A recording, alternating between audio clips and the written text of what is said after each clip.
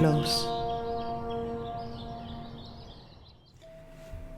Dimensions of sex and intelligence. Insights into life, love, and light by Nivedita Rimbal. Sex is your potentiality.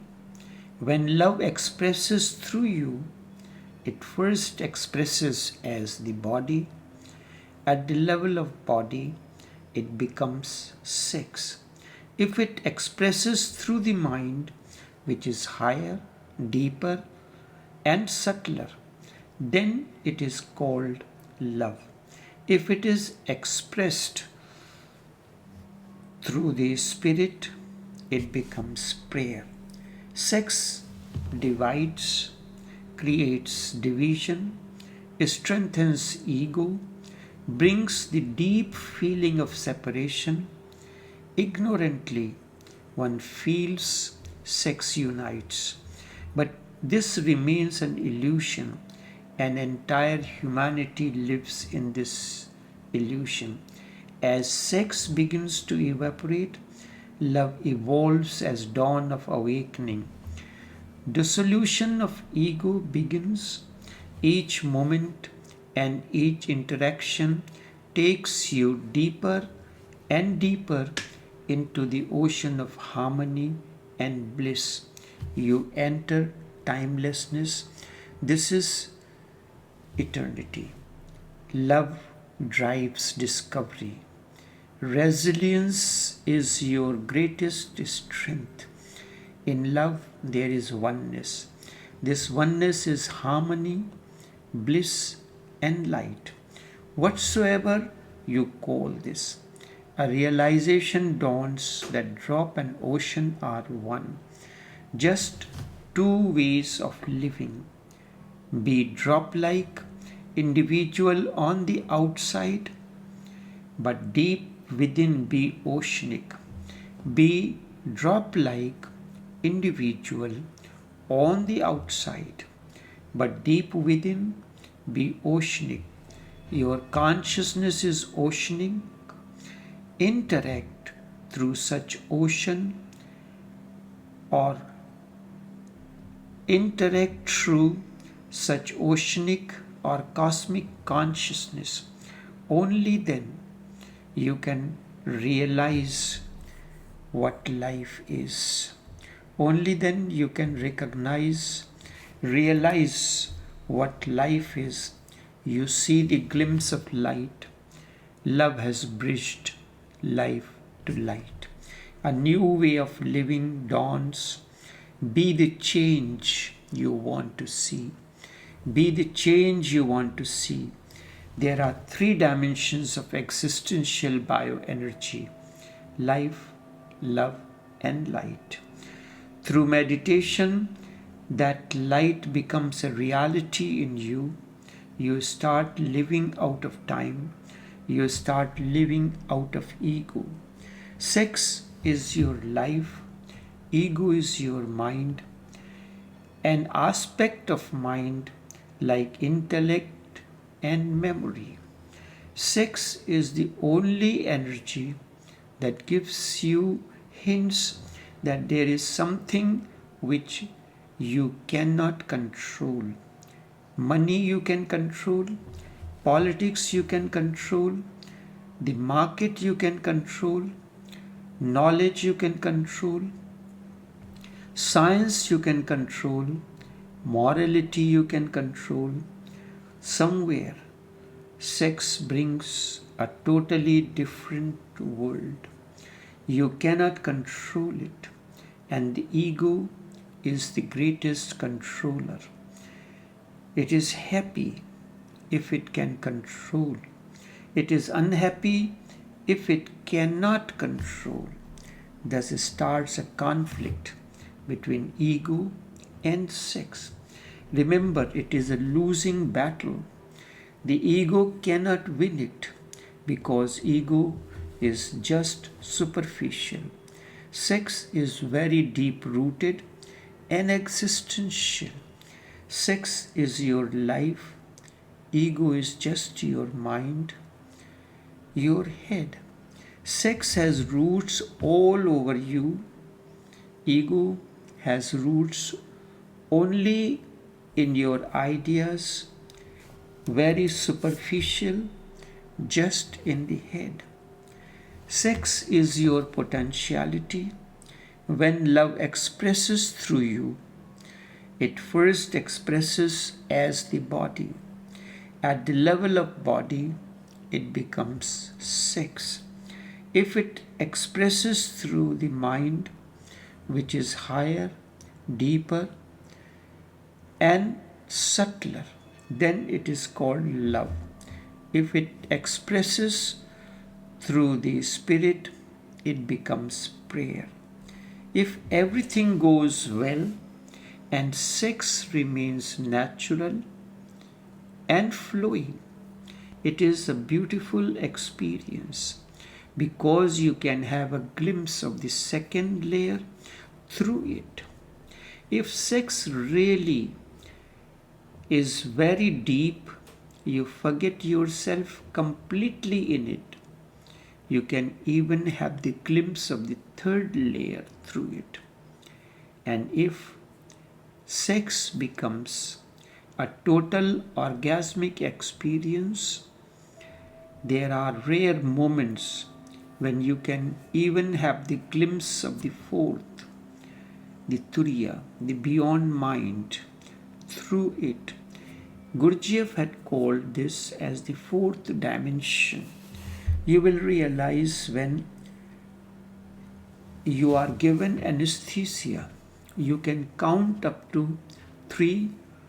One, when the anesthetist asks you to count to know what state of consciousness you are in, 1 is very clear. 2 becomes a little dragging. 3 is more dragging, comes out as a sound. And 4th, no one completely able to say 4. But if sex fails, then many types of perversions happen into the mind. These perversions are expressed through hatred. Hatred is nothing but a failure of sex, a failure of love energy. Remember very clearly, hatred is nothing but a failure of sex, a failure of love energy. Violence, lust for money, the continuous conflicting attitudes of ego, war, politics, these are all sex perversions. Sex is potentiality. You feel it showering on you. You do not seek and search for it. But when you miss it, then a great urge arises to seek power. Then war continues, violence is born, hatred, anger, and 1,001 types of perversions as well. There is a direct relationship between sex and intelligence. Remember, sex is a deep search to uncover not only bodies, not only the opposite sex, not only the opposite sex body, but everything that is hidden. That is the process of evolution. Look at the rock. It is outside. It has no center. There isn't anything. As compared to that, you look at a rose flower. It has everything outside. Its petals are very thin, but along with this, there is something within it that is expressing itself through its luster, through its grandeur, through its fragrance. This is the second layer of evolution. The third is when you look at at it. But when you are looking at the rose flower, you are looking at it. It is not looking at you. This is objectified. Rock is different because it has no center. It has no anteriority. When you look at a peacock, you are looking at the peacock. Peacock also looks at you. This is the next layer of evolution.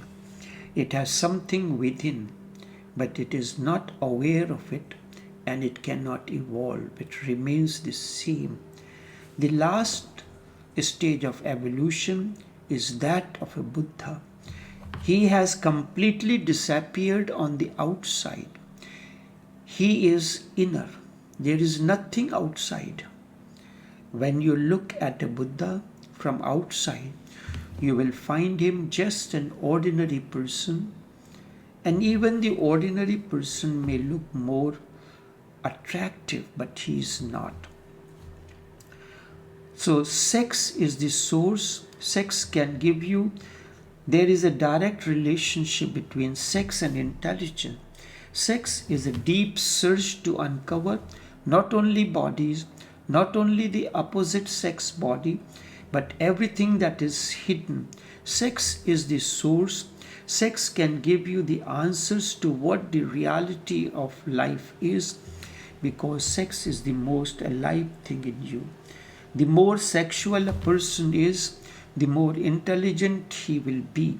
So really, it happens that the more sexual a person is, the more inventive he can be. The more sexual a person is, the more intelligent. With less sex energy, level of intelligence too will be less. And with more sexual energy, more intelligence is possible. Sex is deep search to uncover not only bodies, but the opposite sex body, but everything that is hidden. Sex is the source. It can give you the answer to what the reality of life is, because sex is the most alive thing in you. Mind is the most dead thing in you, and sex the most alive.